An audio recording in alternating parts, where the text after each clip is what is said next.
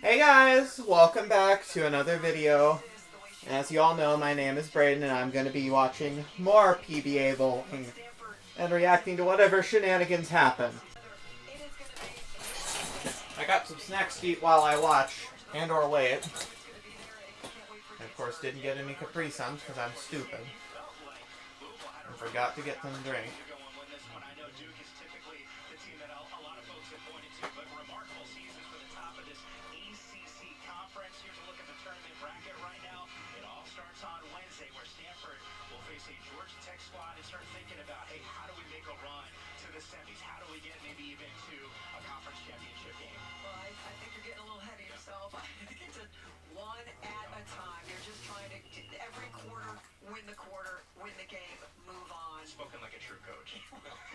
When something can go wrong, it will go wrong.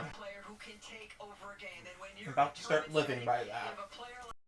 Alright, just start bowling already. It's the Pete Weber Missouri Classic today. I didn't check who was bowling today, but I hope EJ is.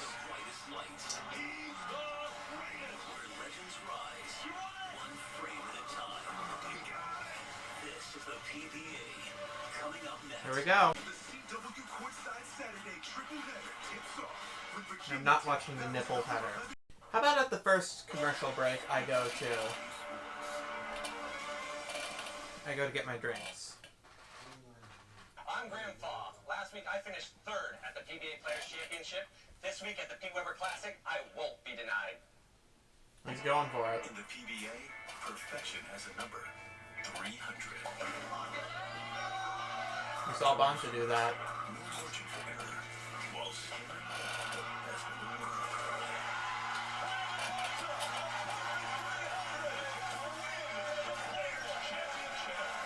First show, there's a lot of firsts with that.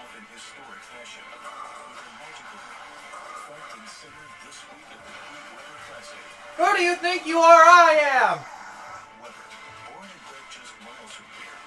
He's one of the greatest in the game.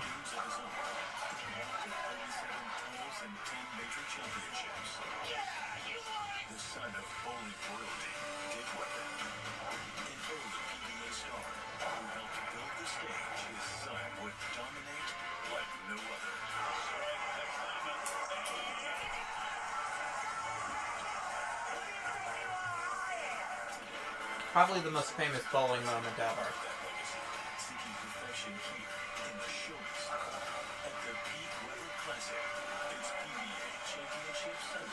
Mr. 298 the second better not be playing. Okay, Andrew Anderson.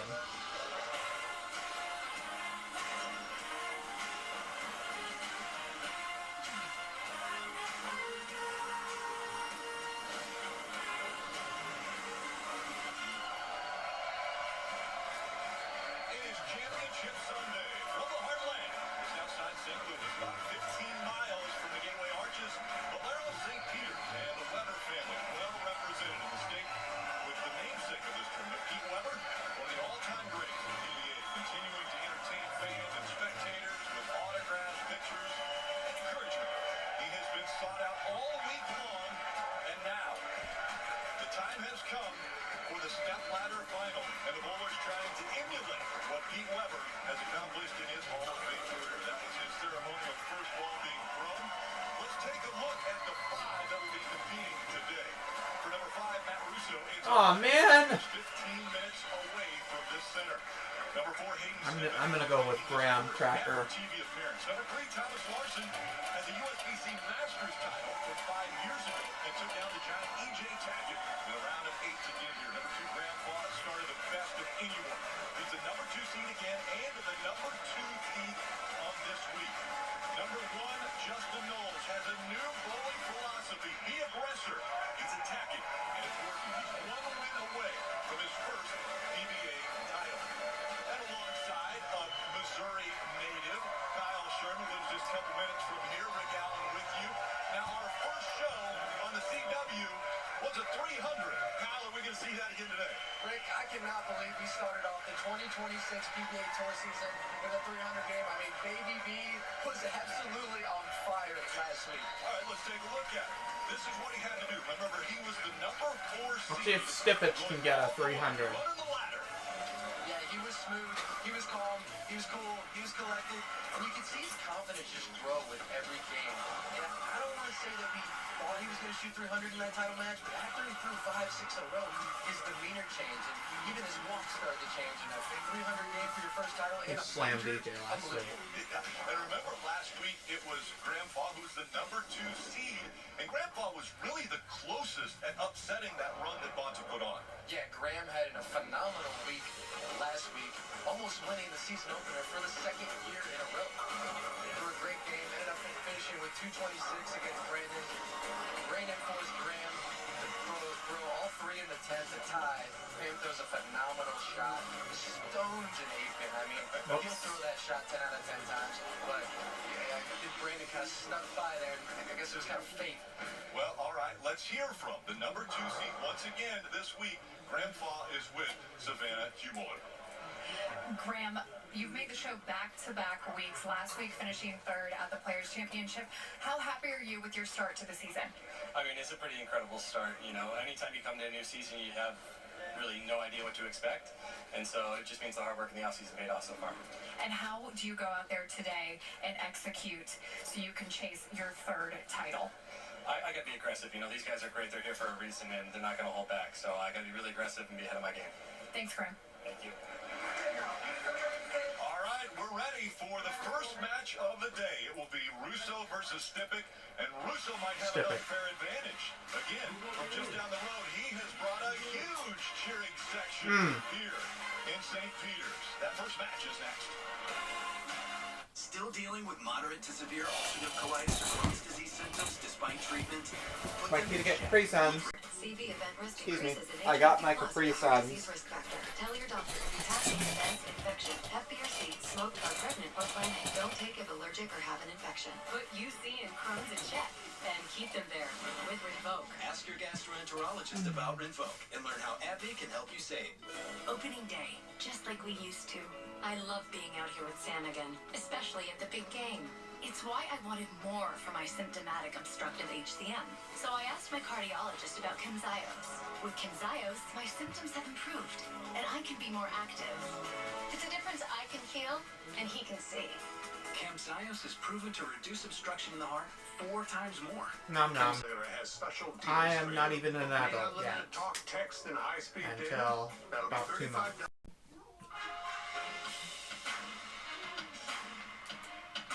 The PBA on the CW is brought to you by Progressive Insurance. Drivers who switch to Progressive could save big. Quote today at progressive.com. One of the great landmarks here in the Midwest, the Gateway Arch. And yeah, that's right. Who do you think you are? I am. That's the great Pete Weber sitting right behind the bowlers. We're looking forward to that. All right, we're going to talk a lot about oil patterns. Who do you think you are? I am. The Dick Weber 45. Today at the Pete Weber Classic, it's only fitting that we go on Dick Weber pattern. Now this pattern is a little longer pattern. It's 45 feet in length, which is about where I'm standing right now is the end of the pattern. Now this pattern, it wasn't so much how... Buddy, stop walking. You're gonna that was slip. tricky. It was You're gonna really slip. the focus Kyle! of this Kyle, you're gonna slip! Sometimes we have Kyle! to Just switch kidding, he in the didn't. beginning. But on this pattern in particular, the outside 8 boards on each side had less oil. You can almost think of them as sand traps, and the players had to navigate these sand traps. Some players were really nice and clean releases through it, and other players were just lofting it over those sand traps. So it's going to be interesting to see how these players navigate the front part of the lane, and whoever does that the best today is going to have the most success. And our first matchup has Matt Russo, the number 5, going up against Hayden Stipich, the number 4. Let's meet the two. I know Matt Russo from the urethane incident. Yeah, I said it. I don't give a shit. I mean, Stipich, two-time All-American. He needed 9 to win, left to split, couldn't convert, and Sean Rash won. Two-time PBA Tour champion and 2021 Rookie of the Year.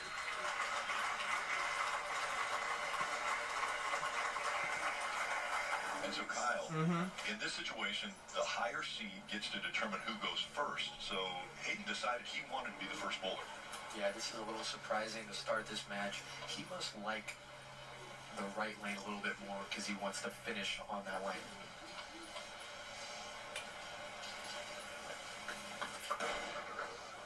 Hayden Stimpett, two-handed bowler, left-handed bowler. We're going to mention that a lot, as a matter of fact, because we have 4 lefties and 1 righty in these 5 players.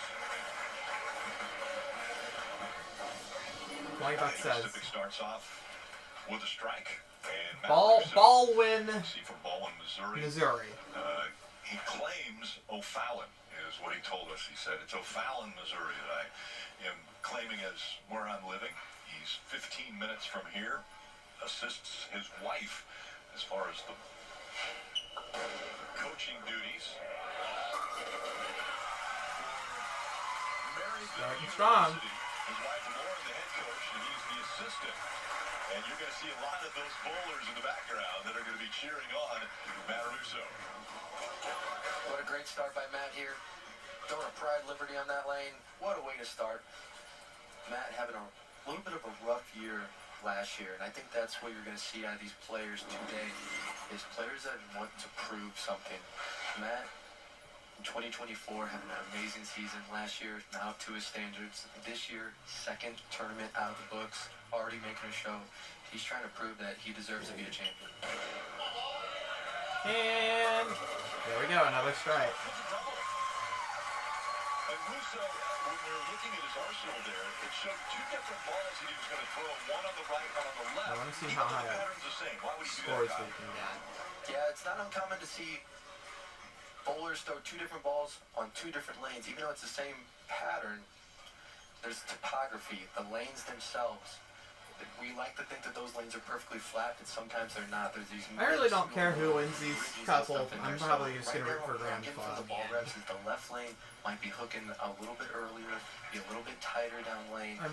I'll probably root for Matthew. Mr. needs 9 pins to win.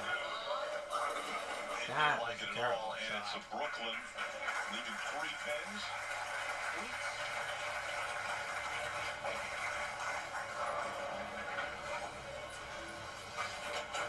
So Hayden will try to pick up the spare. Single pin spare, misses it! He missed it! Oh. In his first television appearance, said he was going to be nervous. He admitted it. He said, you know what? I know. See if Stippich can roll a 300 in the championship. I feel your legs maybe for the first couple frames. Okay, he does come back to spare. Now, if any of the pros on today's show bowl a perfect game, everyone in America can receive a free game of bowling, courtesy of Go Bowling, just like my friends Jim and Karen did from last week. To pre-register, visit GoBowling.com and sign up for the Go Bowling Free America promotion. And again, that happened last week with Brandon Bonner. The first time we were talking about that promo as we see the arsenal for Hayden here, and that game breaker 5 is what he's throwing. Yeah, medium range ball for Hayden here. He's actually electing to throw the same ball on both lanes. So I'm not sure if he's seeing the same transition on this left lane as the other players. Nope. And he leaves the 7. Great rebound shot there by Hayden. You know, Rick, we often talk about the first shot on TV. Jitters, nerves. But that second shot is not any easier. Hayden here, coming back on the left lane, ringing a 7-pin.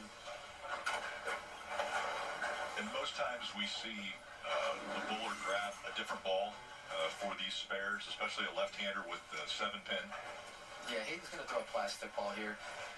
And especially being two-handed, left-handed, these players are able to generate so many reps that they have a ball that's designed to go completely straight. And he's going to miss an open frame for Stippich. Looks like we are not going to see him bowl a 300 in the championship against whoever the fuck's in the top seed. A little bit different qualifying than we saw last week, which was all about pin count. Justin Knowles. Here it was head-to-head battles in the brackets. Yeah, I love this. This is Thomas Larson. mono bowling, 1v1. Total pins doesn't mean anything yet. Hayden, Anthony Nyer. Hayden making quick work of Anthony 4-0. Matt Russo, Justin Knowles. Yeah. Another little lefty-on-lefty action right there. Justin Knowles winning in 7. And then E.J. Tackett, Thomas Larson. Thomas putting on an absolute masterclass against E.J. He's got the turkey. Another strike for Russo.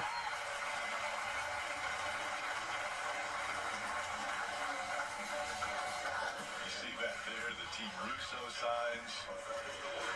So many people here from Maryville University.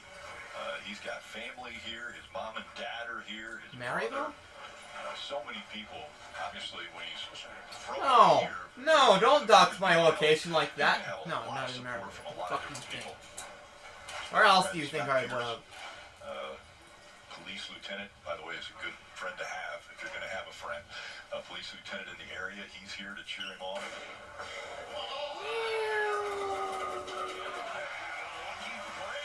Lucky.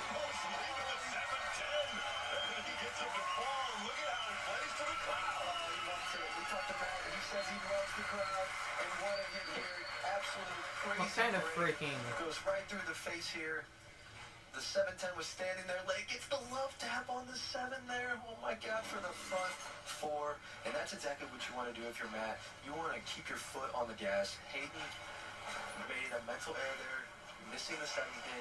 You just got to stay in your process, because Hayden, Whoopsies. when he gets going, he can string some strikes, but you got to make Out of there, partner. It's really big. Can Stipich come back? Yes, he can. He's back on that strike train. Now, one of the amazing things about Hayden Stipich is he had to go up against Belmo in the round of 16. And Jason Belmonte was dominating. He was the highest pin getter as far as qualifying went. And he wasn't leaves. once he entering those rounds, and Hayden Stipich upsets him.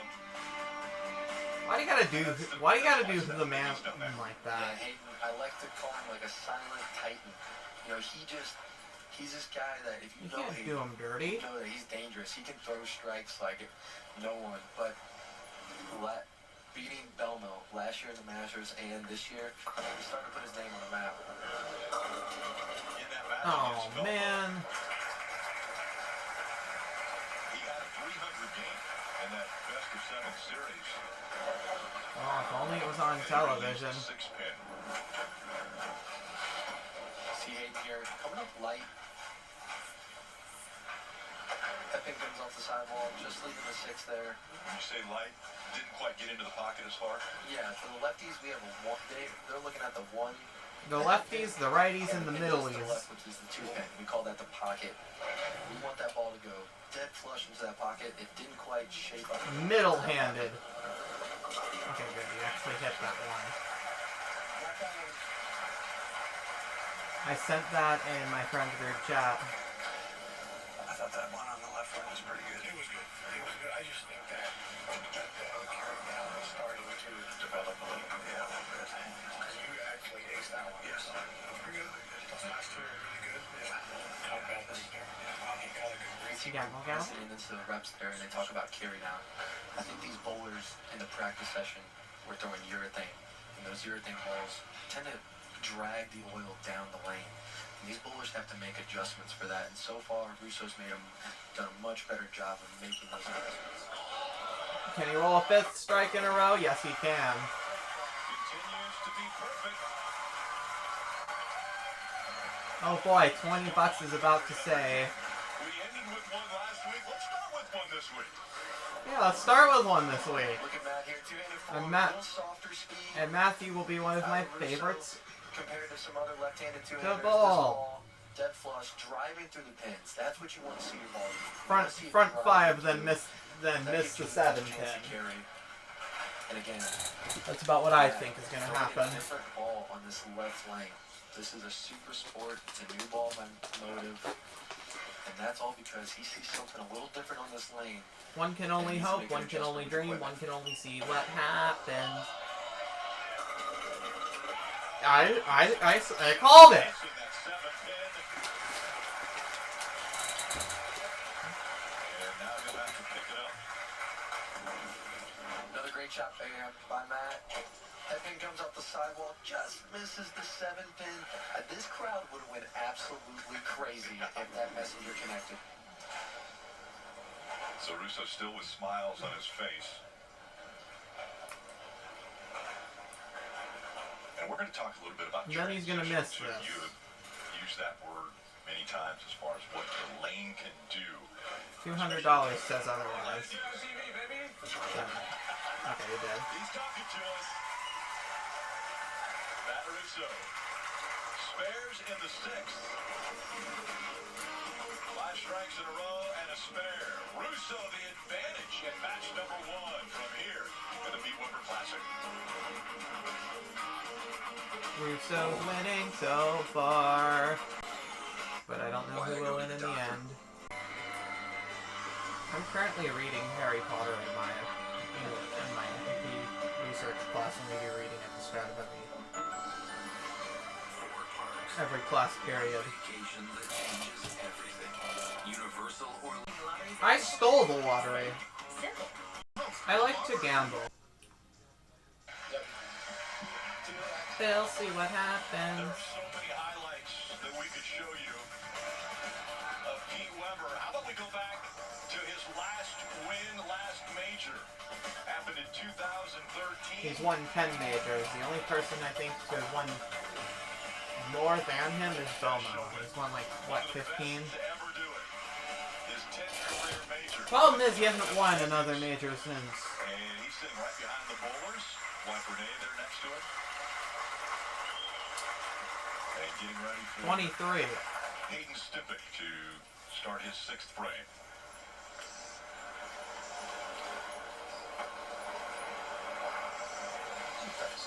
See how Hayden comes out of his commercial break here. You finally had time to collect his thoughts. Those first 5 frames, especially on your first show, go by so fast. Let's see if he changes his strategy at all on either lane.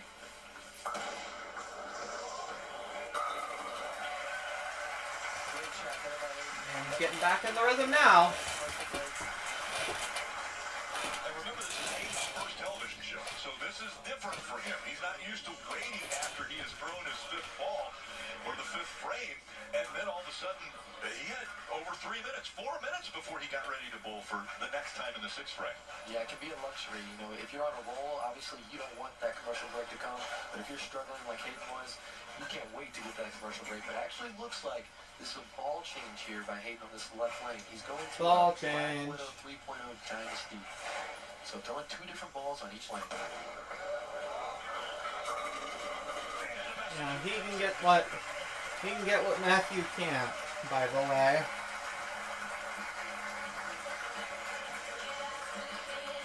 And the clean wipe presented by Dude Wipes. For this messenger.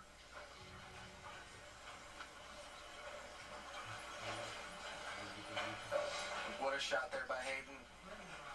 And we have a match here now. Great double coming out of commercial break. Exactly what you want to do. Try to start putting a little bit of pressure on Matt here. Let's see how Matt reacts.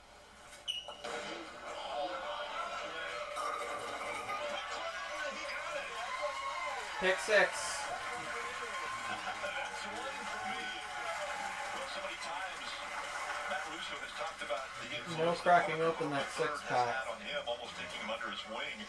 Crack And open that Savannah's 7-pack. actually standing by with Parker Bone's son, Justin Bone. I am here. The extra with pack is- Justin, obviously. Hi, Justin. Your family, legends of the PGA or PBA here. When you talk about Matt Russo and your close relationship with him, just describe it for me and who he is as a person. Matt's like a brother to me. You know, he's always a good time, and to see him out here and have success in this event in his hometown now, it's absolutely awesome. Are you excited about his start to the season, specifically this show? Yeah, I mean, last year he struggled a little bit, and to see Yeah, it's a him have 7 success pin. here, I mean, he's 15 minutes away from home. He's got his dad, his brother, his wife in the crowd. It's awesome. Well, we're super excited that he is in this show, and you're here, obviously, watching him, supporting him. What are you seeing from him today so far? He just looks confident. You know, he looks like he's having a good time. He's executing shots, and that's going to be key for him this week. Awesome. Thank you, Justin. We appreciate it. Yeah. So Russo leaves the 7 pin.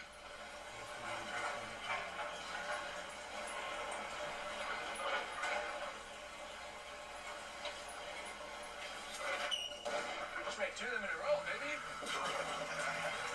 Imagine he jinxed it. Let's just let Matt call this. Beautiful. One of the weaknesses that used to be in his game was his spare shooting. We've seen it on TV, him have some spare issues, but today 2 for 2 so far on the 7 pin. And right now you see the max scores. 259 for Russo, 238 for Stipic. He was exempt from this, from Hayden here in must-strike territory. Needs to keep the pressure on Russo. and he's striking. For Stipic. We talked about Parker Bowe III taking back Russo under his wing. What about Bob Learn Jr., who really took Hayden Stipic under his wing and helped him? The 4-game score record. Yeah, Mr. 300 himself, Bob Learn. I mean, Hayden, when we talked to Hayden and his coaches Bob that Learn, he's I had think, over he shot the like years. I mean, Bob Learn Jr. as his college hundreds coach, of 300s. Mike Machuga fly. Oh, I love it. Can we get that back? We need it. Someone needs to do it. And also, Mike Shady, world-renowned coach. Now, Hayden, up here on the left lane, again, made a ball change on the last time he was on this lane to a stronger ball. Oh, Split. game over.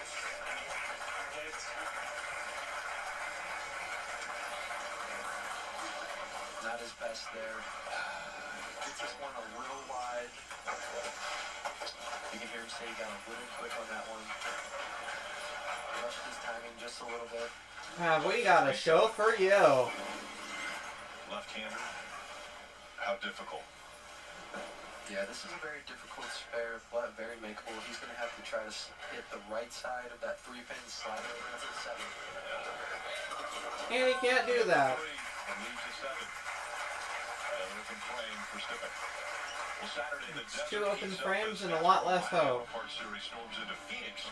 High speeds, tight turns, and championship caliber drivers battle it out in the Valley of the Sun. Don't miss a second of pure raw racing from Phoenix. That's Saturday at 6:30 p.m. Eastern, 3:30 p.m. Pacific, only on the CW. Russo with the advantage, back on the lane. Go, Matthew.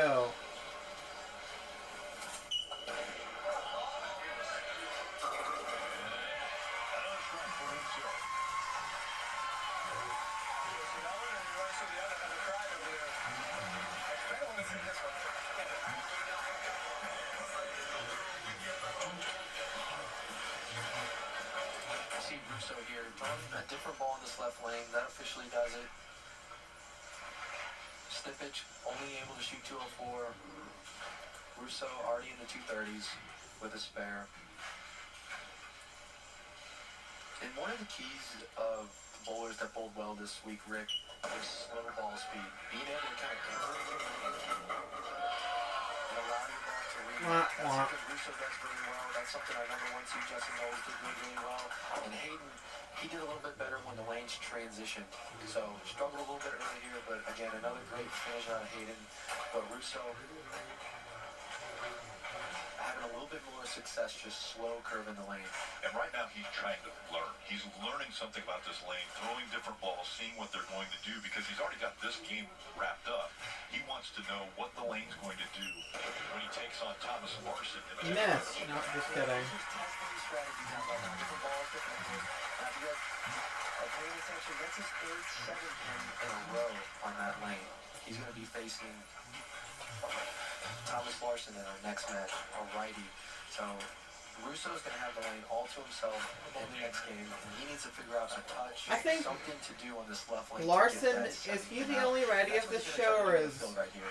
Maybe throw a little bit different speed. Is Knowles a righty as well? Something to try to get that It's 7 been a while since I've seen Knowles bowl. Okay, that shot didn't matter. And now Matt Russo is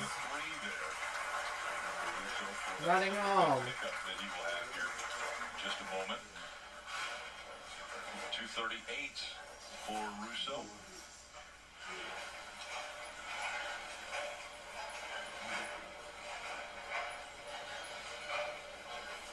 And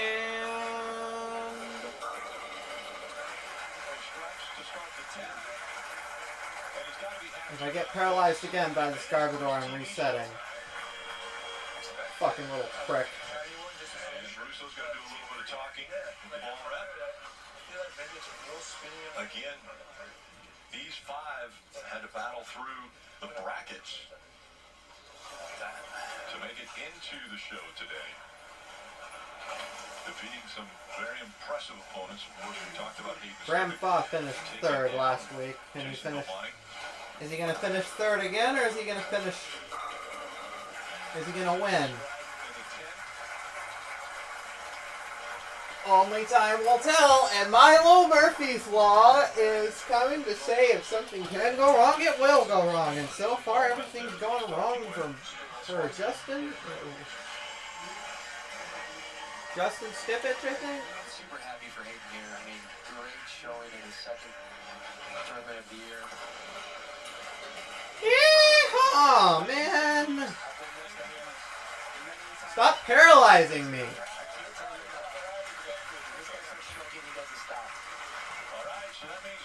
Hayden Stippich.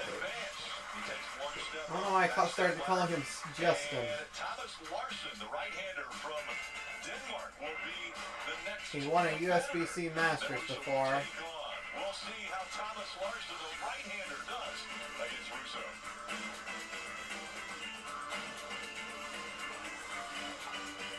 How can a ball be this good, this talked about, this fast? Because How can a ball weigh more than... I'm sorry. Bionic didn't just arrive. It announced itself. Bold look, instant presence. It's Baby B's. Design that refuses to blend in. Baby B's perfect game-winning ball. Bionic has already won a PBA major championship. It's not looking for hype, just hardware. Storm. We are the Bowlers Company. I am not a wrinkly old hag, thank you. For imprint uncertain. Everywhere I look. The most important numbers in bowling are 3, 0, and 0. 300. 300 is the score of a perfect game, and it has only officially happened 36 times on television. 47. 47 is the number of PBA Tour titles won by Walter Ray Williams Jr. and is the most ever. Title number 47, major number 8. 199. 199 is the largest margin of victory in a PBA Tour telecast when Major Mika defeated Tom Doherty in the 2011 TOC semifinal match. 15. 15 is the number of PBA major championships won by Jason Belmonte, which shattered the previous record of 10. He's the greatest. Less than 1% is the success rate of picking a 710 on TV, which It's has only done- been done four been done 4 times, most yeah. recently by Anthony Nair in 2021. I remember seeing that. Those are the most important numbers of all. The most important number of my life is 911. But when we talk about Pete Weber, I think the most important number for Pete is 5. And you see him hold up the t-shirt Seymour. 5 is how many... That is a huge, huge friend. 5 is how many majors Passed away, PBA... How many December, US and Opens so he's won. What a tribute there that we have. There's Seymour, the superfan Kenny Seymour. And so he passed away again in December. And Tom Clark, the commissioner of the PBA, is going to hang that banner at the Tournament of Champions to end the season. So that would be pretty good respect there for the superfan. And What about the playoffs and the World Championship? Where the fuck are they? Rick Kenny. I'm Thomas Lawson, Go, three-time Thomas. PBA champion, and I'm going for number 4 today. Let's go, I Thomas. finished 4th in this tournament 2 years ago. I'm taking the trophy today. Are you sure, buddy? Is this Murphy's Law or something? I've missed my second Zed headbutt every time I've tried to fight this fucking trainer. We don't want you to think that he just finished that match and Go, Thomas. confidence that he's going to take it down. But Larson, first ball strike. Smears instead of clears. Just kidding. One of the things that when we talked with Matt Russo, there is a shot clock in bowling, which means you have got to start your approach before that shot clock runs off. And Matt Russo's been somewhat known as being a little bit slower of a bowler. Yeah, historically, Matt really likes to be deliberate and take his time. And I can't say much because I'm also one of those bowlers. But today he's got to quicken up his process just a little bit, especially compared to what he was doing last night. Quicken up your process.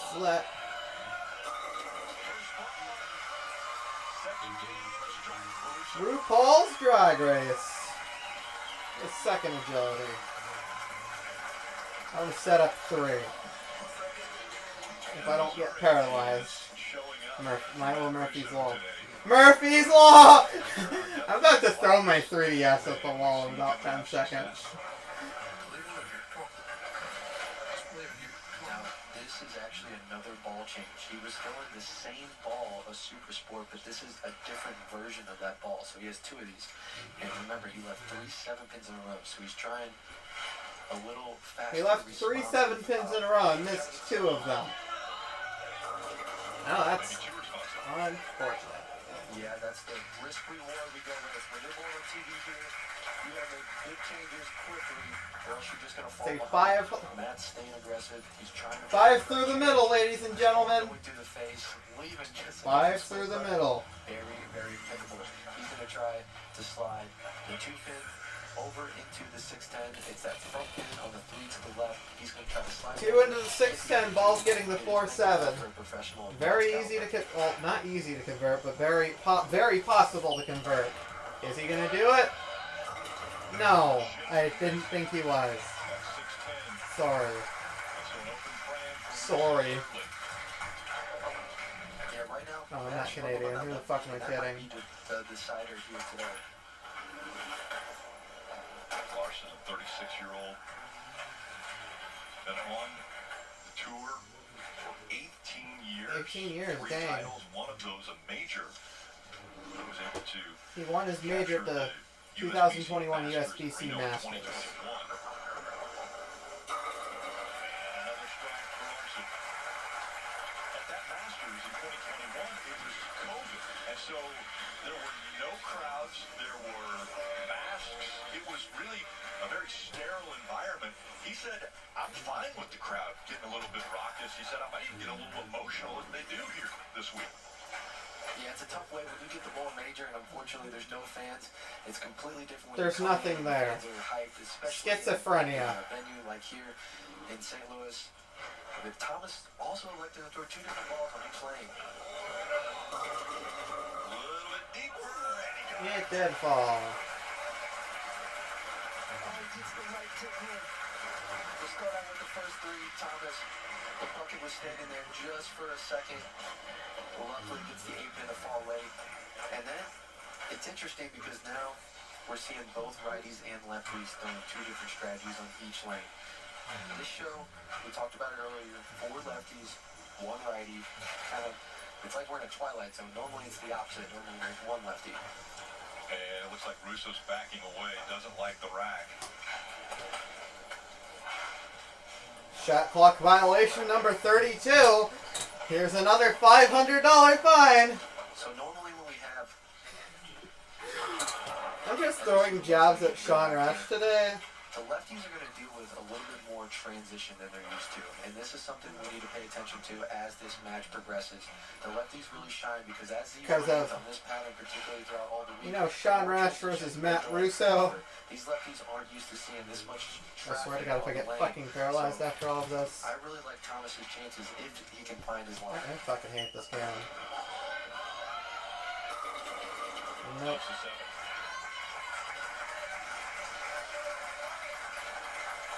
What about the tape on his fingers? Yeah, just using some protective tape there. These bowlers bowl so many games. This week, 18 games of qualifying, and best of 7 matches, bowling so much. You can see the 4-pin wrap right around the 7 there. And Russo, solid on his spare shooting so far. Just a 7-pin here. He needs to collect his thoughts and just do what he does. I was going to let him call it because he did it the last time. He does pick up the spare. And it looks like he's going to go to...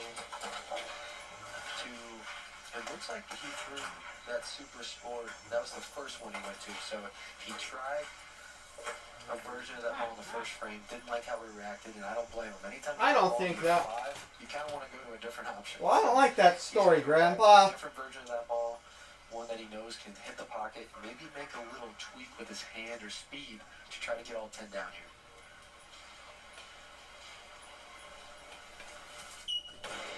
And is this a product of the lane transitioning as he does get the strike there?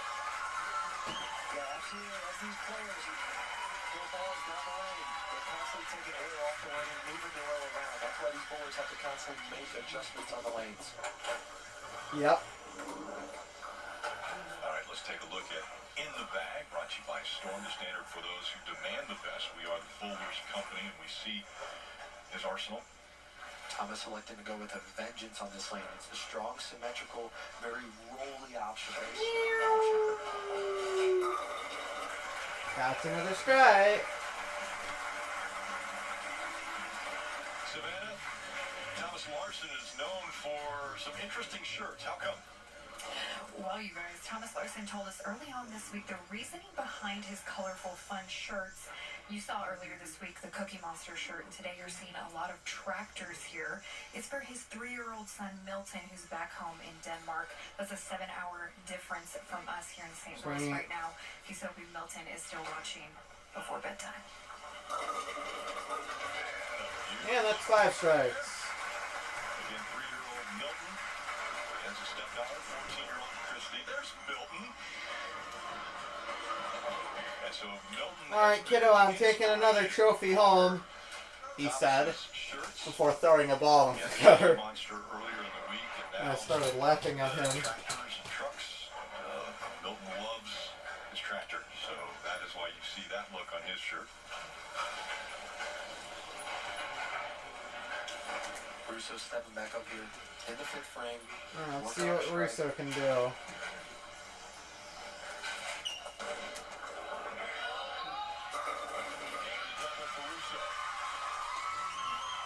He's biting back.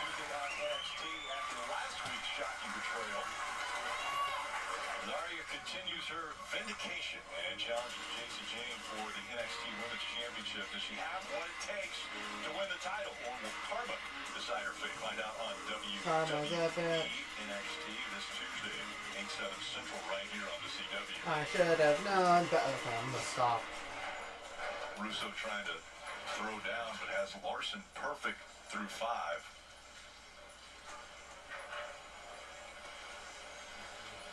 Nobody likes. I was about to say Doja Cat. Well, Doja Cat sucks, but I would say JoJo Siwa. How do I mix those two up? It's so bad. Yeah, he didn't like this one, Rick. Just got a little out of whack there with his target. These players, they have to be, everything has to fall into place, be so precise. You can see he kind of pops out of it here, immediately doesn't like it, and actually gets a really, really good break. Who do you think you are? I'm not. Only leaving the 2 pin here. That very easily could have been a split that he couldn't pick and make this margin even bigger.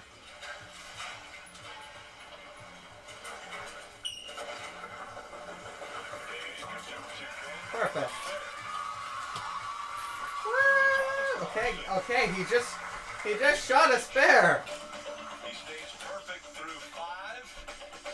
And we'll be It's back not like he for the won the second half game. of this one. Can Larson continue and take the righties to the next match?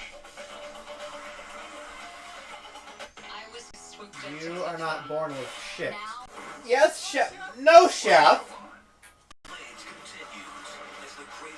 More bowling. But this week, next week, of course, the U.S. Open. Fuck yeah. Alright, we are now back to our regularly scheduled programming. Who do you think you are? I am TDW, and you're watching my tournament. the And Pete that's Weber fucking Classic right, I on am. the CW. I don't want to mess with him. Sorry. Enjoy the show here. I just had to say But, that. he's enjoying bowling right now.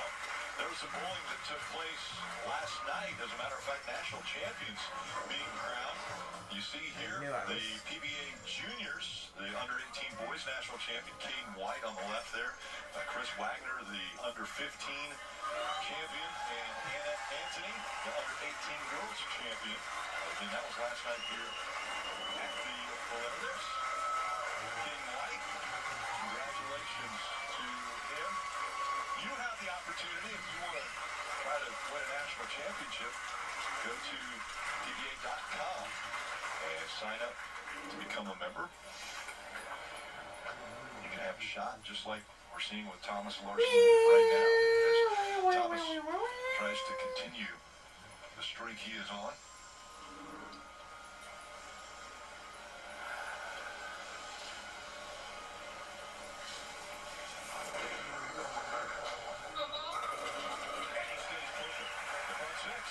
Perfect through 6. Let's get another 300. 6 strikes toward bowling that 300 game. Should he or any of the pros on today's Crack show open that 6-pack. perfect game, everyone in America can I have receive a free game I don't have a can of Pepsi Go Bowling. with me. Again, reminder, I have Pepsi in the kitchen, but it's bottled. GoBowling.com. Sign up for the Go Bowling Free America promotion. All right.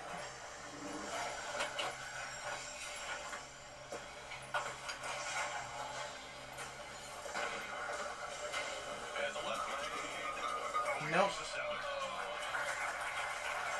Another light hit by Thomas there. The last 2 strikes he's had in that lane have been what we call light mixers. As we see here, the ball doesn't quite shape up all the way to the pocket. It's coming in light. No It's 7 mixing the pins strikes. around. Unfortunately, this time the head pin doesn't come off the sidewall and get that 7 pin. So he's kind of gotten away with a couple in that lane. And with his lead that he has right now, he's maintaining pocket control. He's okay with just hitting the 7 pin. Picks up that 7. One of the things, Thomas Larson upset E.J. Tackett, and it was actually on this pair that we're bowling on right now. He used a risky strategy. He tried to bowl a little bit different than what we saw out of E.J. Tackett. Yeah, Thomas was an absolute tactician last night against EJ. I mean, he played all the way to the outside part of the lane, got away from all the Fucking EJ, God, why is this unstable? do his thing and said, I'm just going to play out around the first arrow, use the right side of the lane that helped the angle get into the pocket, give me some better carry. He stayed away from all the Delicious. trap and Not. absolutely destroyed it. That's what And Russo strikes, trying to gain some momentum back. Again, Larson has a possibility of 279. Russo 235. He's going to have Larson falter. Will Larson falter? Russo's dad. Yes. My guess is that Larson isn't going to falter. Tom Jr. also. Russo's going to falter. His mother-in-law Debbie is here. Now, if Matt wants any chance in this match right here, he needs to get dialed in on this lane right now. He struggled on this lane, even last game and in this game. This is a must strike for him, Matt. In the Uh-oh. 3-6-7. Looks like the game is over. He had a last shot on that lane. Matt was high. Was trying to maybe make it strike. And oftentimes when you're trying to make it strike, you get a little grabby at the bottom. That time he really trusted the ball out on the left side portion of the lane, but it just didn't quite hook back. A difficult spare, but makeable.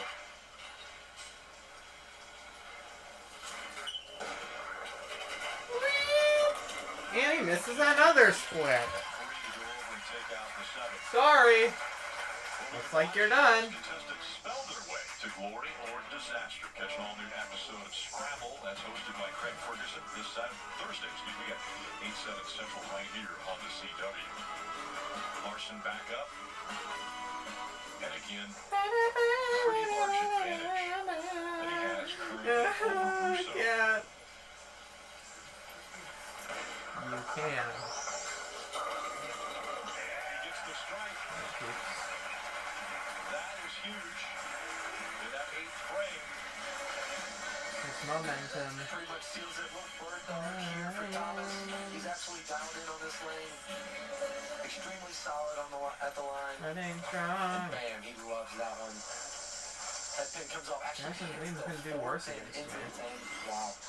Now he's actually making a ball change on this lane. Gonna try to throw the same ball that he's throwing on the right lane to give him a look. The match is already wrapped up here. He's just trying to get a better idea of what this left line does. Let's see what it'll do. And hits the pocket, but can't get the 10 to fall. And doesn't matter unless he misses this. And Little half 10 there, weak 10, as we like to goes to call it. bumfuck Missouri. Ball doesn't quite drive through the pins. The Pop a six-pin bunch that's of supposed to Max connect to the Chacals. 10 just kind of lays in the gutter. So Larson will advance and take on Graham Fogg. Picks up that 10 pin for the spare. He'll sit and wait for Russo to throw his 9th and 10th frames. But it is decided he will take on Graham Fogg in the next match. It's good to see Matt bowl well. We talked with Matt a little bit, and it's sometimes the littlest things can turn your game around. Last week at the Players, the last game of the tournament, he made a little hand position change, started feeling the ball a little bit more in his palm in the setup, and he carried that into this week, and what do you know, he makes a shot. Yeah, that's another strike for Rousseau, but another strike too little too late. That is going to be the end of you. Sorry. And a reminder, Pete's going to be joining us in the booth. Looking forward to that. You don't think he's at a loss for words, do you, Pete Weber? I've never known. Oh, yeah, stop cheering now. Come on. Come on. Matt understands.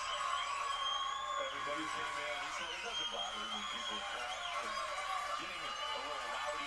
The crowd enjoying Matt. Woo yeah! Woo yeah! Woo yeah! Woo yeah! Oh. And he trips the 7. What if I said a slur on YouTube? How many of you guys would stay subscribed? You wouldn't? Fine. I wouldn't. We can do it again. Come on, come on, come on. Let's go.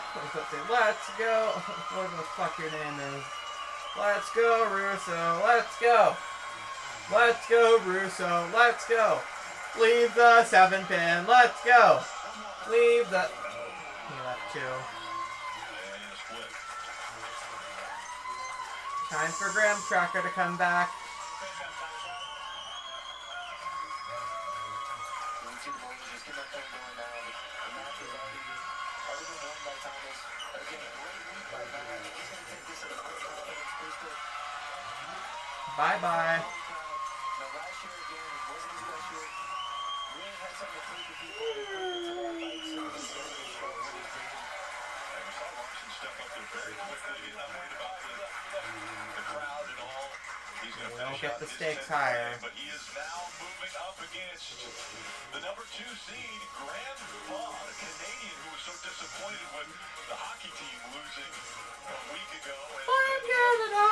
Blame Canada! Stop. Can he make up for it and get the big one, which is the win here in the Pete Weber Classic? Yeah, we're going to hear from Pete Weber. He's joining us when we come back. Lel. We'll be back. Oh no, it's that stupid TurboTax commercial. My mom.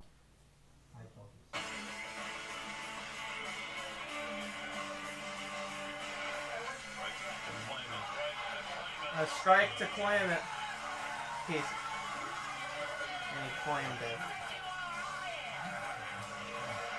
Well, who do you think I am? Wait a minute. Who do you think you? I don't know. I'm confused. Who do you think you is? This week, it's the U.S. Open in Indianapolis. We take a look at the career and the highlights. 37 titles, 10 career majors, and that favorite number, I think, of Pete Weber, 5 U.S. Opens. That again comes up next week, the U.S. Open. But it has to be a huge honor, obviously, for you, Pete, to have a tournament named after you here in Missouri. To have a tournament named after you is I'm up here now. I can't go any higher in the PBA. Tom Clark told me Go higher. A tournament named after me. And that's how he had to broke his actually ask every me, bone "Are in you his still body. there?" Because I didn't know what to say. I really didn't. So Pete, I think it's safe to say that you've reached icon status in our sport. Now, I want to talk about the show going on right now. I know lefties are your favorite thing. We have a bunch of lefties out here. A couple have been eliminated. Thomas just won. Who do you think's going to win today? And what do the lefties I think Graham's winning. Take down Thomas. Well, I watched him in practice, and I've watched him since the show began.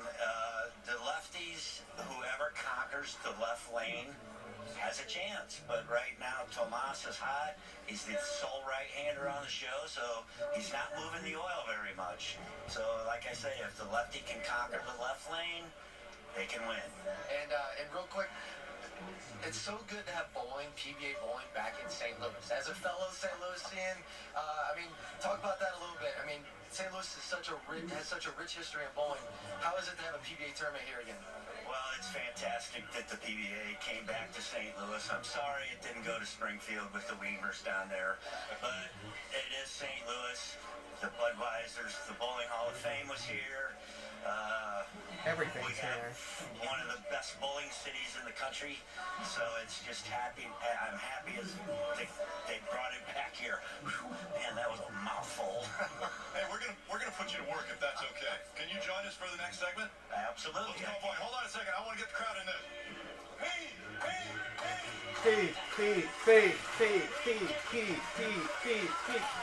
And on today's episode of Pressing Questions with Kimberly Pressler, do you think Brandon Novak deserves life or death? Joining us in the booth when we come back. Graham Claw. Fuck Brandon Novak, that frickin' pedophile. Really good. A week ago. The shiny stone. And get the title here today. We'll find out. I'm gonna go for Graham Claw because he's knees deep into winning another title.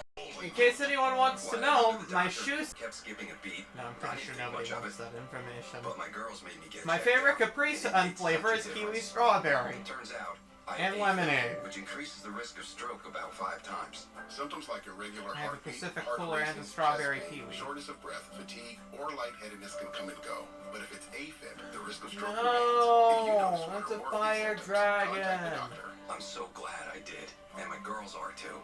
This is no time to wait. Fun. I'll stay first and saved hundreds on my car insurance. Unfortunately, I did not check just how permanent my body paint was. Your student body president, Stephen Long. He's blue.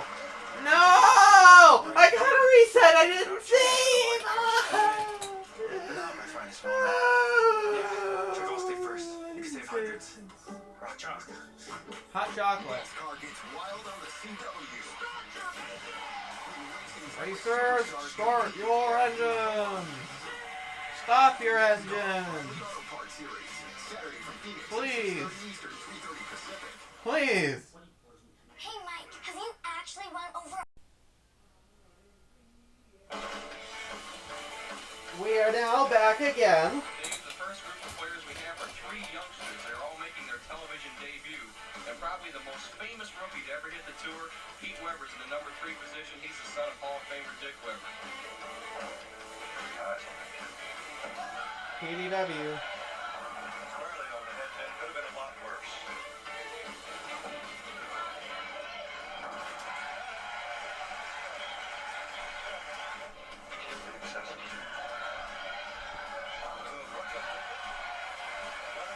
Go Brooklyn. With me is Dick Weber, Pete's father, and Dick, talk about Pete. He's up now in a crucial situation. Well, Bo, he's going through what every rookie goes through. He's got the rookie jitters, and he's doing everything like a rookie should. He's missing his spot. He's pulling the ball a little bit. Rush never shot a little bit, but I'm proud of him. It's better than me winning out there. Just watching him bowl on TV. All right, tell me what the tape is on your back. What's going on there? You know, that's 46 years ago. Well, I remember, I was watching you when you looked at that and you kind of held your hands over your eyes a little bit. Good hair, by the way. I was that young once, huh? Yes, you are. All right, our next match, match number 3, has number 2, Graham Fogg. We were all young once. The righty, Thomas Larson, and let's hear from Fogg. I'm Graham Fall. I am the first Canadian to win a PBA Tour title. I knocked out the defending champion E.J. Tackett to get here, and I plan to take advantage today.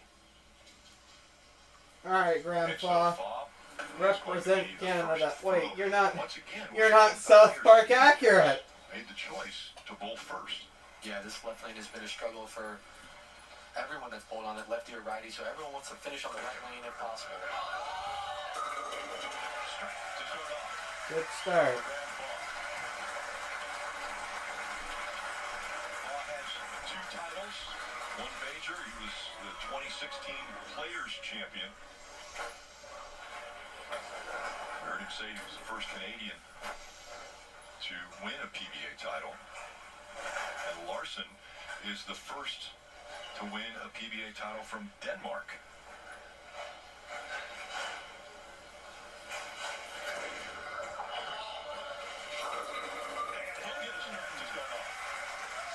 Let's take a look at Thomas's hit action he's gotten so far in these matches. Gets in here, goes a little high, tripping a 4-pin. This shot here, light mixers him, gets the bucket, 8 falls late. Another light tickler, 7 falls late. Both sides of the pocket working, and a little messenger, hi-ya, into the 10. Pete, when you have both sides of the pocket working like that, how fun is it to bowl on TV? Oh, you just get so relaxed out there. You know, you're very calm because you know you have it. You just know it. Well, we've seen that out of Thomas so far. He's been calm. Let's see what we can do here. Start with the double. He was trying to get it to move left. Alright, Grandpa, shoot a 300. Lane, and I guess he figured he had a better reaction with this ball he was using on the right lane. He could, but it's tough to get me to change balls when I have a shot to the pocket. Well, Pete, you were so good at throwing a ball that you could out-bowl bad ball reaction. It felt like at times. So I think Thomas was searching for something a little bit better because I think he knows Graham's going to string some strikes together. Oh! The open frame, he misses the 2. Oh, jeez, Thomas, what are you doing? Graham's throwing, it looked like he threw a urethane ball on the left lane to where Matt and You're my man. Hayden were throwing reactive stuff, so maybe he's seen something that maybe that the other 2 didn't. Yeah, Graham is throwing a Black Pearl Hammer 78U here. The other 2 threw reactive, and so this is a little different type of ball that Graham is throwing. This is the ball that he is absolutely lit him up with, especially on this. Needs no introduction. He's playing a lot farther left than the other 2 guys, going a lot straighter, so he's trying to control the lane a little bit. And if he keeps this up, he's going to be really tough to beat. You know, he's on a roll, he's got the confidence, and he's just throwing it good. And Pete, you were probably here for the round.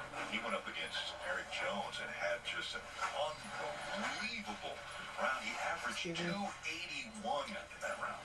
Yeah, it looked like he was 320 over for 4. That's a big stout. That's another strike for Graham. See, I noticed in practice too that Graham was out a little further to the left than the other bowlers were, throwing a little more sand and stuff, trying to eat that oil up, so maybe he could use this urethane ball to get it to hook a little bit. Yeah, it looks like Graham Took a lot of that. Completely different part of the lane than the other 2, attacking it a little different. And I think he realized he had to do that because the other 2 lefties didn't have the greatest look on this pair. So Thomas, this has been his good lane so far. Let's see if he can keep it up. Coming off that 2. He gets this right. Alright, Jeff. I don't know which one of you guys is Jeff, but I'm roll with it. Nope, you're too late. I already died. All week, it seemed like if you had the light hit going, if you were able to kind of slow curve him and get that light hit mixer to fall, you were able to string strikes, throw 6-baggers, 7-baggers, and really create a score. It's the guys that couldn't get that light hit to carry. It'd be good to shoot an 8-bagger.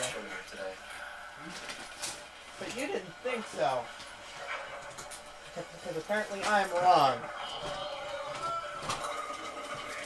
Way off target. A gutter ball. Throughout my years, I have known guys to try and line up light because they noticed that the light hit carried better than the flush hits. So people do that on purpose. Yeah, that's a pro move if I've ever heard it. I'm just happy when I hit the pocket, so. I was starting to be that way. I was happy when I hit it.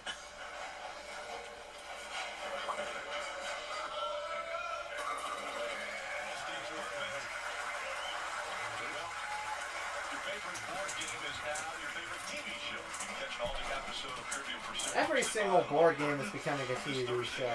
Central right here on the CW. Through 4 frames, he's perfect. Graham Fogg has really had an incredible start to the 2026 season. Look at how he went and defeated Eric Jones. Again, that match averaged over 281 in those 4 games.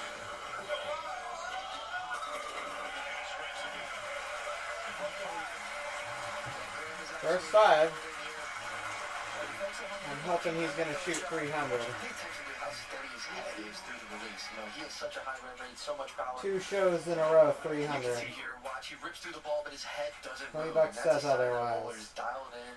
They're in complete control of their approach and release, and that's what Graham is here today with the front 5. Now Thomas, he knows that he's got to stay perfect on this lane. Go, Thomas, go. Go, Thomas, go. He's not. Just kidding. You heard nothing. So Pete, I know that a lot of talk has been they've had to slow down the ball as far as their release.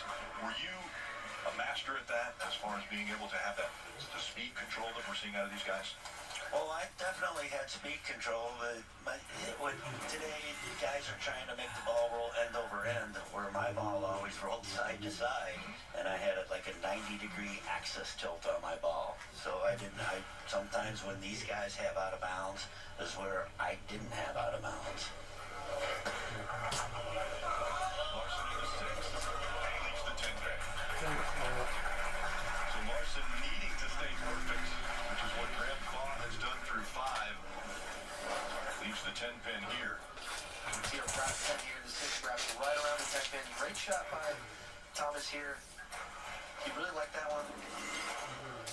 It faced up to the pocket. He made the adjustment. Thomas, one of his I've greatest ingested strengths another Capri Sun. is making some Okay, but he did hit that. It looks like Thomas did that there through the pocket. Absolutely. He made the adjustment to get up, and he got to the flush part of the pocket. Ring 10. Ring 10. Ring 10. You're right Ring about 10. the adjustments. I don't think any of my Pokemon can use Frost Breath. If I'm not careful, this camera that I have is going to fall. And if it falls, I have to reset it. 3% hope. We were spoiled a week ago when we saw the 300 for a TV game, and Pete Weber has had some pretty amazing games on television that we have been able to enjoy. He tried. He shot a 299. The PBA Great Lakes Classic. He was on his way to a 300 I know where this is going. There used to be a time when you would win $1 million if you bowled a 300 game on TV. The last ball he throws.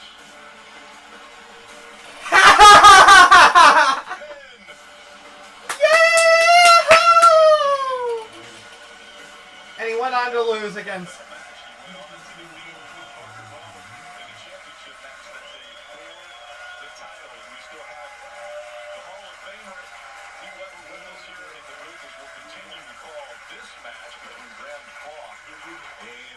Larson. We'll figure it I out. always thought this was the hardest shot to throw coming we out of the figure it commercial out? break. No. Just because you have a little time to think about it. And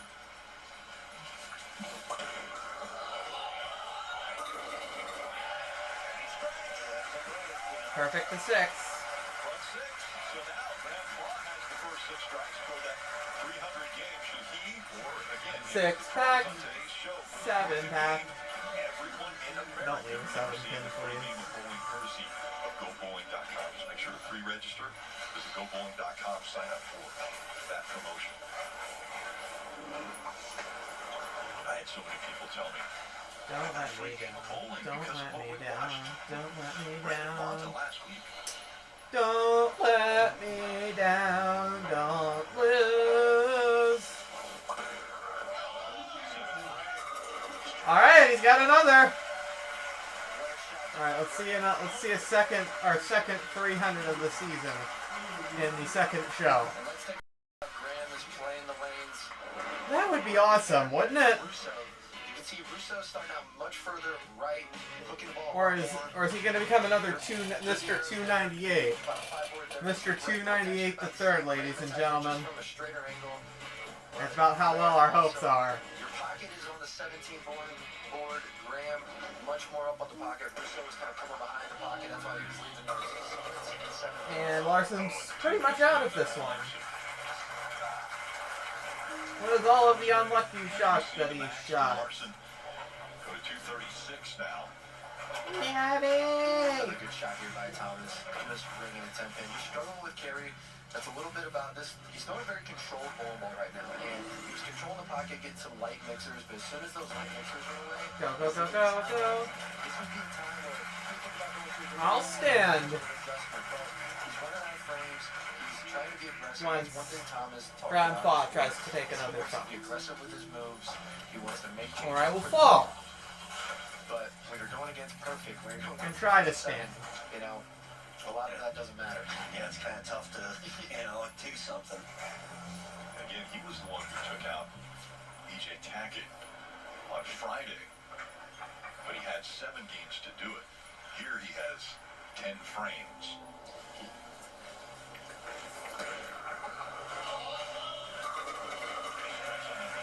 Alright, there we go.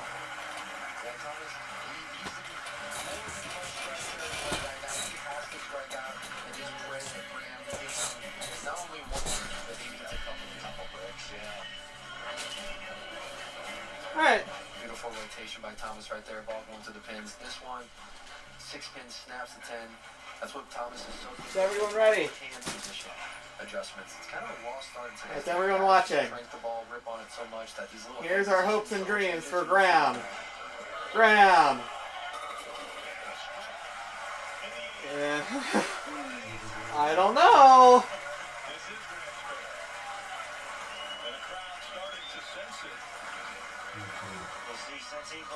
It would be an honor to watch the second 300 game happen. Second 300 in the season. Showing because he's a little farther to the left than the other guys, and his ball is not hooking through the nose like the other He's guys got this. do when they He's go got a little this. slow. He's got this. You're right. I hope he's gonna get it. He's got this. He's got this. He's got this. 280 on this pair for 4s. Graham here in the 9th, looking to stay brown. Come on!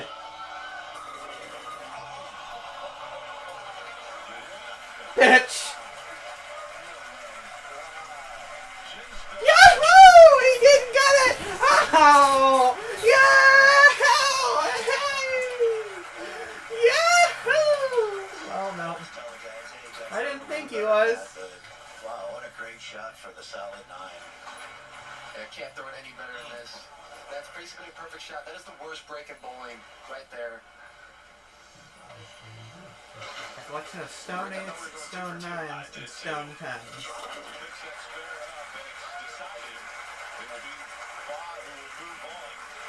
Take on Justin Knowles. Yeah, there was the reaction. Chen was like so close. So close. He's still winning this. There's no way Larson can come back from the 63-pin hole he's in.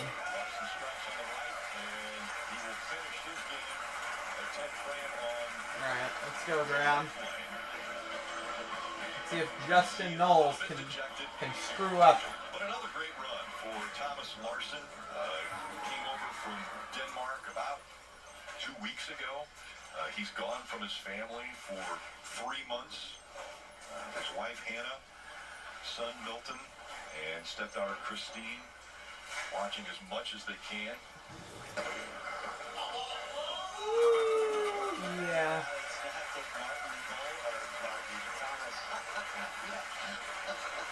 Sorry, Tomas. But it's not that Tomas bowled a bad game. He bowled a really good game. He had one open and everything else was pretty much in the pocket. So it wasn't like he bowled a bad game. Yeah, you couldn't ask for much more. When a guy's pacing 279 against you, you just kind of tip your cap and say good game. But love to see Thomas bowl well. He's one of those guys that he's just a grinder out here. He wasn't anything special to the guy. You don't look at him and go, wow. But he's a guy that can beat anyone. He showed that in beating absolute masterclass on how to beat the #1 player in the world. And I can't express enough the difficulty, the strategy that went into it. In fact, he was wearing a chess shirt that had Fire and Ice chess pieces on it. And I made the comment to Rick, I was like, Thomas is playing chess out here, and EJ's playing checkers. EJ's playing checkers. I think you're playing checkers. 235.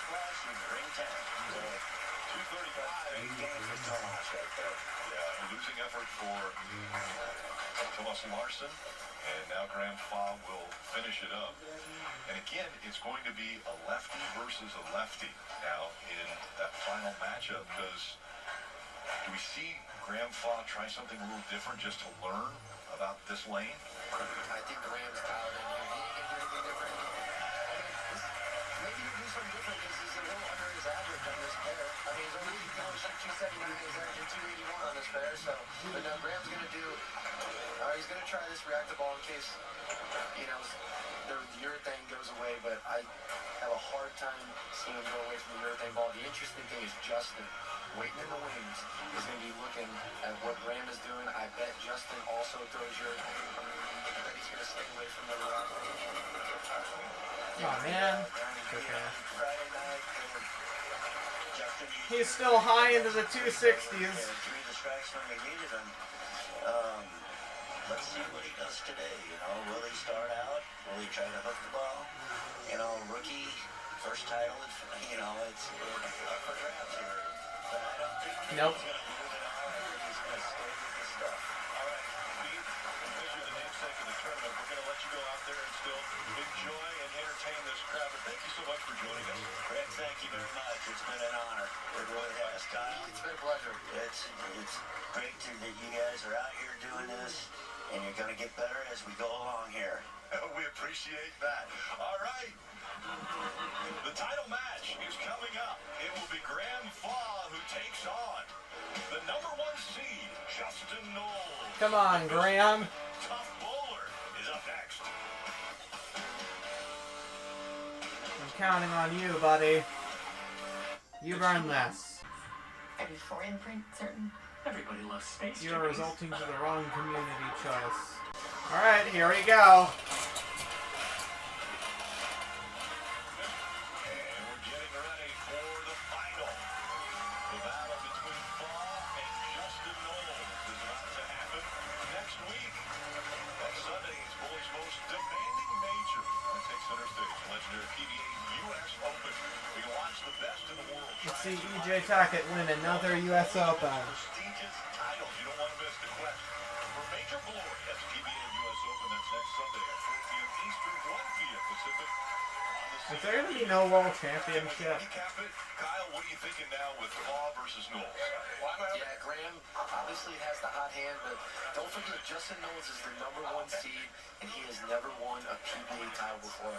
And I'm telling you, there's nothing like winning that first one. He is hungry, he is determined, and like you said, he's not afraid to beat the ball out here and go get this one. 12 shots for sure. 12 shots for sure. That's right. And he 11. would be 12 strikes. Could we see another perfect game in the final? 26 shots. To find out. The final game's coming up next. Opening day. Now it's time to roll. There he is. He's back in his seat. Who do you think you are? I am Pete Weber. And this crowd has loved it ever since they came in earlier this afternoon. They have enjoyed not only Pete Weber, but some great bowling. Are we ready? For our final match here between Justin Knowles and Graham Faw. Both 34 years old. Knowles has been on the tour for 14 years to 11 for Faw. The zeros there for Knowles. No titles, no majors. You have 2 titles and a major for Faw. That's the big difference here. Knowles is 1 game away from his first title. And now let's hear Justin Knowles, and I'm 1 game away from my first PBA Tour title. What I've done so far has been great, and I feel like I'm capable of more. There you have it. He knows 1 game away. Yeah, if you're Justin here, these are the 10 biggest shots of your life. You need to settle in, seize the moment, and be absolutely present. And a 7-10. First ball thrown. At least. He was warming up. He had a different ball that he was warming up with, it seemed like. And now he went to that ball for his Everyone's first throw. hopes and dreams are on this shot.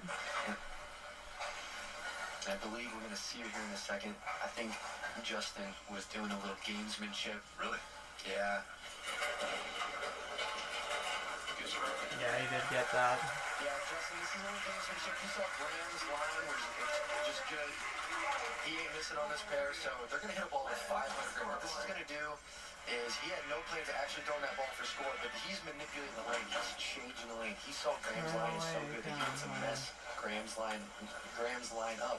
So it's a little defense in bowling right now. So he was trying to move the oil, trying to take the oil out of Graham's line. Correct. He's trying to dry up Graham's line. Make him think. Make him have to make some moves. How about that? Oh, man. Right there. Graham going high after being completely locked in on both lanes. You'll see players do this. They'll manipulate the oil pattern, especially one-on-one. Graham hadn't missed the pocket at all the game before. Goes high here, ball hooks a little bit more, leaving the 2-4, and that's a product of Justin drying out the lane, hitting that ball with surface, taking oil off the lane. And all he was doing is, like you mentioned, gamesmanship. He was just trying to manipulate the oil that was on the lane to maybe mess with a guy who has been so good already this whole week in Graham Fought. Yeah, he knows when Graham gets He lined spilled up oil the on the screen, lane. He doesn't miss. He basically didn't even give Thomas a chance in our previous match. So he's going to do everything he can to mess Graham's line up. So it's not always about the offensive of making your line the best it can be.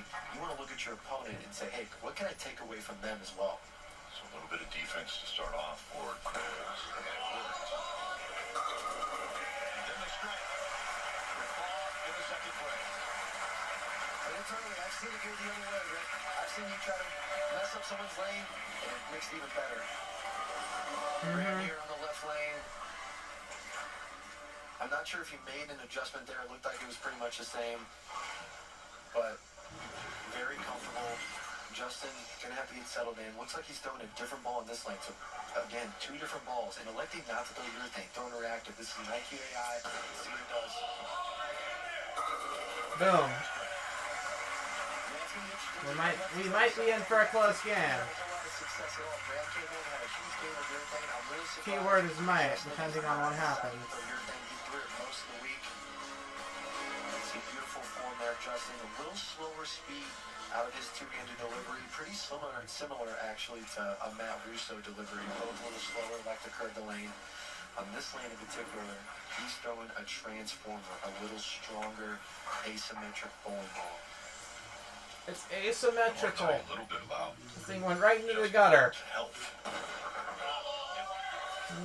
That was not that good of a shot. Oops. He leaves the 2-pin. So all week long, Justin Knowles has been dealing with a sciatic nerve pain. So he's got a bulging disc. He didn't feel his left leg pretty much this whole week. When I talked to him earlier today, he said, my leg feels the best it has felt all week long. So we'll see. Painful. His left leg, his sliding leg is his right leg. If he's left-handed, he picks up the spare. Yeah, Jeff with them, I was saying, should I hit your leg or something so you can't feel that anymore? Because you've been bowling unbelievable all week. But Justin there, a little bit of an errant shot. And again, these 10 frames are so important. It's all about making your mistakes as small as possible. That was a mistake in the third. Justin's going to have to be even better because Graham has been so dialed in. Now, he went high the last time on this lane. Let's see if he makes the adjustment.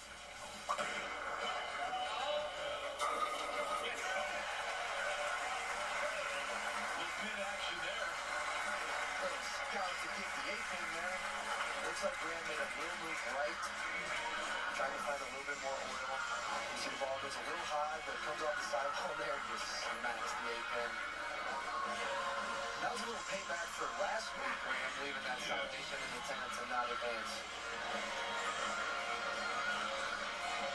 And we try to keep track of all of the statistics and the numbers, but really we're so thankful for Lane Talk. All our stats come from Lane Talk, and if you want to take your bowling to the next level, head to lanetalk.com. Graham decided to take a re-rack, so they had 2 re-racks and a timeout. We talked a little bit earlier about the shot clock. Yeah, Graham probably electing to throw. Use a re-rack there to just collect his thoughts. He's working on a double. A strike here really puts the pressure on Justin. Go, Grant. Go big or go Graham Cracker. Anytime that Graham's reaction, that was big. You want to get up in the match. You want to get up early and keep that lead. Huge shot by Graham. Graham now struck in the 2nd, 3rd, and 4th frame. So a turkey going there after that spare in the 1st frame. And now the pressure goes back on the shoulders of Justin Knowles. But he's dealt with pressure. He's a guy who's born out of Michigan. He leaves the 10 pin here, but going to the sweepers, the small local tournaments. And just, there's so many league bowlers in Michigan. I mean, that's the most league bowlers in the country are in Michigan, and that's where Justin Knowles cut his teeth.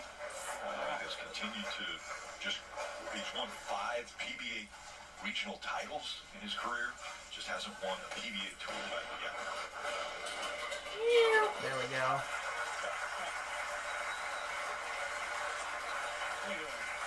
And the spare there for Knowles. Savannah. Justin Knowles told me earlier this week that he has an alter ego and it's named the Representative. It's like a flip that he can switch off. A completely different person when he's on the lane. And the people here that get to see that in person, his dad, Dave, and his brother, David, who drove 9 hours from Michigan to watch him today.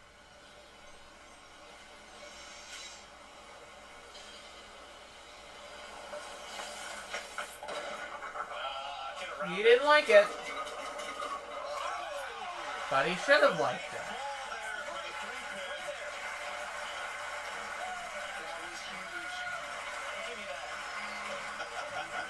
The family came to surprise Justin. His dad and brother came to surprise him yesterday. A 9-hour drive to come visit Justin here for this title match. His wife also here with him, Jacqueline.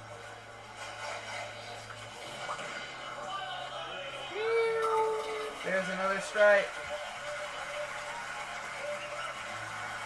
Graham is absolutely locked in here. It seems like nothing is phasing him. As we see, I mean, that was almost identical to the last shot. And the one advantage Graham has here today that we haven't talked about is he bowled on TV last week, so he's used to these lights. He's used to this environment. You know, his acclimation to this setting is a lot easier than someone like Justin who hasn't been on TV in a while. So even though Justin's making pretty good shots, he's got to get his A+ game because Graham is bowling lights out right now. Justin has been on TV 4 times. Graham Faw has been on TV twice this season. Boom.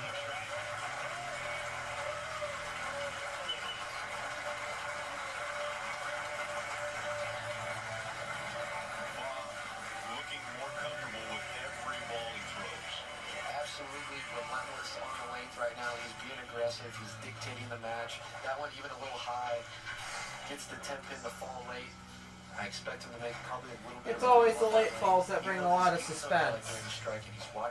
Justin's got to stay on top of things if he wants to.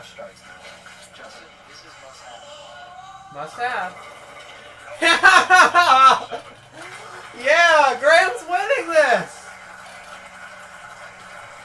Unless he pickups in the middle of the road. Just leaving the 7 pin. This is what we were talking about earlier. I thought Justin was going to maybe elect to go with a urethane ball because Graham's urethane ball was looking so good.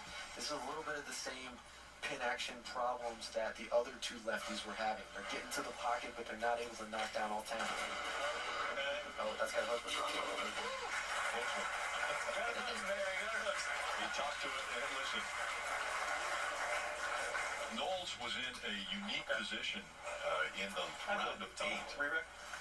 Calling for a re-rack, but his position was that he was the 4th ranked qualifier. So after qualifying, he had the 4th rank, and that was the highest ranking. So he knew he was going to be in TV show on Sunday, but ended up, it was a fight between him and Russo to find out who would be the 1 seed and who would end up being the 5 seed.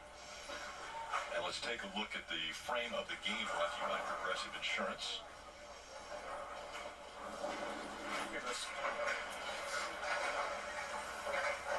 Knowles up here in the 7, 239 max. That 6-frame really hurt him. That was pretty much a must strike. He needed must strike this time. Not done yet, he says. We're still playing. We're still playing. He's about to be yes done in a little bit if he doesn't. You can see this is another very fortunate strike off his hand. You can hear him not too confident about this one. Goes through the face. Gets the big 4 to just cave. And that's exactly what he needs right now. But what he needs even more is a miss by Graham. And Graham is so locked in. And he does hiccup a little bit.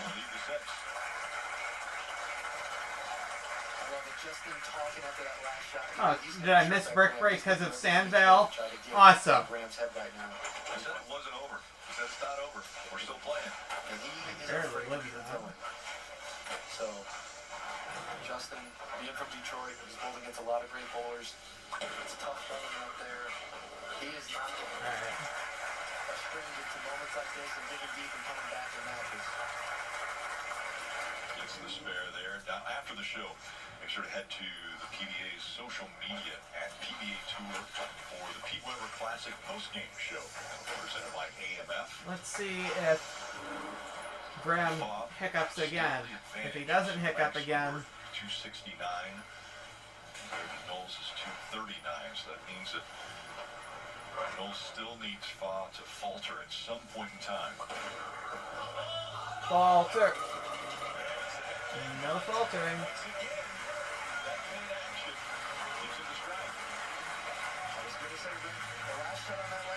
It was high flush. I thought he was going to make a move, but maybe he did. But this ball high again, gets lucky, trips the 6-pin there.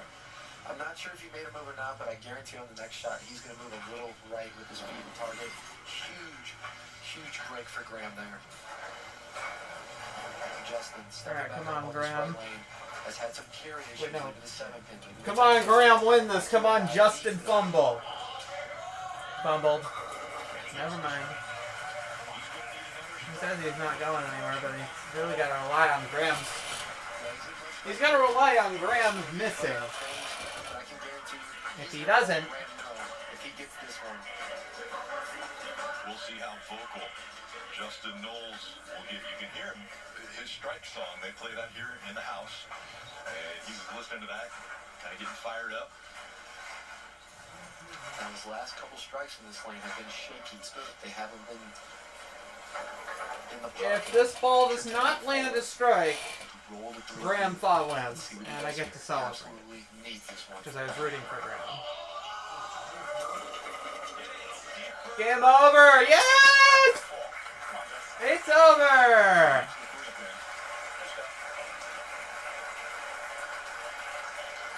Yeah, this ball comes up a little wide.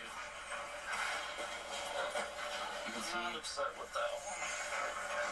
I think that was actually probably his best shot out of the last 3 on that lane, but he's just a little unsure of what this lane is doing. It's a little tight down lane. The ball's not hooking as much as he thinks it's going to. Barely sized. He's acknowledging that was a little closer than he thought. I made the right move, too.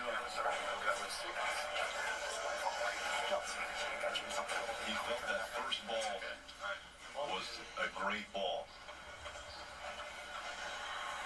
Just didn't get the results. And now Fa can close him out. It's all here. He did it! With 4 pins.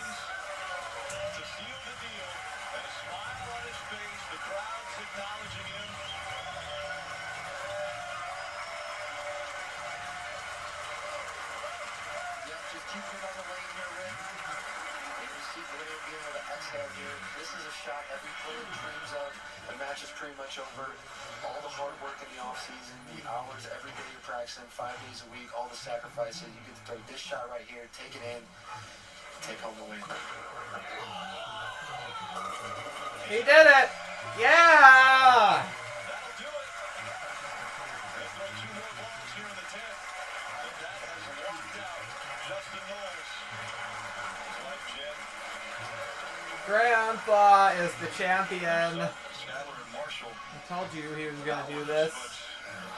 Able to, I'm sure, enjoy what Dad has done. He's asking for the crowd. Yeah!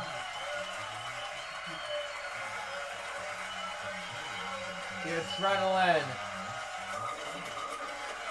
Doesn't matter. That's okay. He leaves it bad.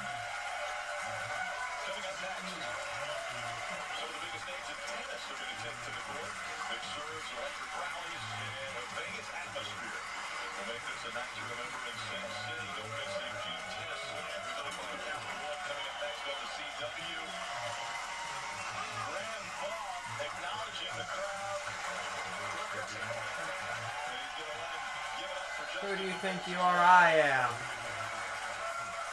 Oh my fucking god, the stupid thing with Sandvale. Justin Knowles, you know, Justin, what a warrior this week. Literally not being able to feel his leg all through qualifying, all through the matches. We have to take a 1 seed.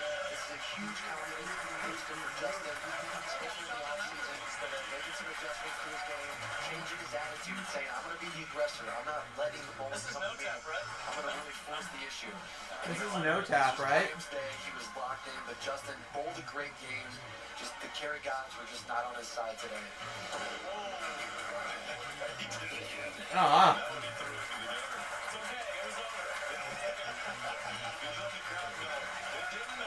Graham did it.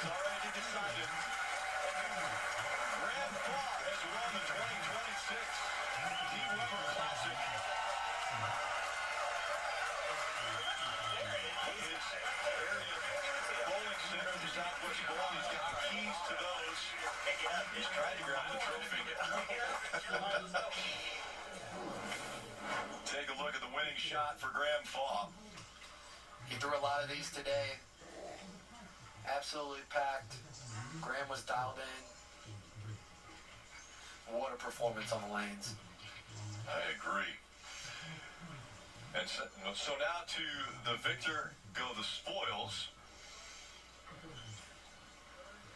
And we have Tom Clark, the commissioner of the PBA, up here with Pete Weber, and they're about to give the hardware to Graham Fall. Let's go to Savannah.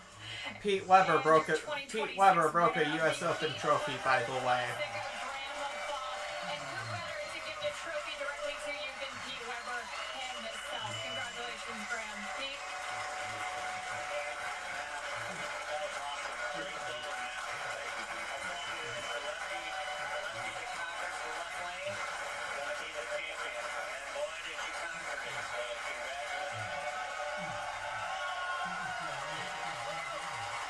Yeah, he did it.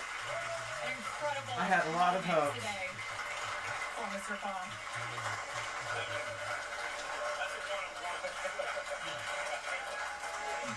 Graham, you talked about needing to get aggressive out here in the lanes today to execute a win. How did you accomplish this? Just kind of how I broke him down in practice. I figured the other lefties would probably try and curve a little more than I could, so I tried to give myself a little home near the gutter. And thankfully, I was able to channel the adrenaline, because no one's better at channeling the adrenaline than Pete Weber to throwing strikes.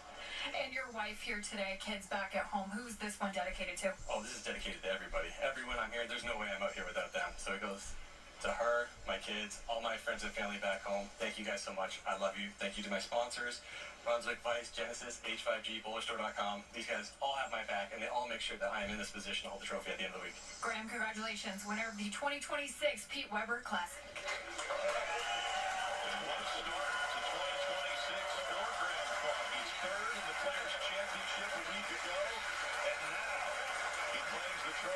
Boom. Wasn't that difficult. But he did it. Good job, Graham.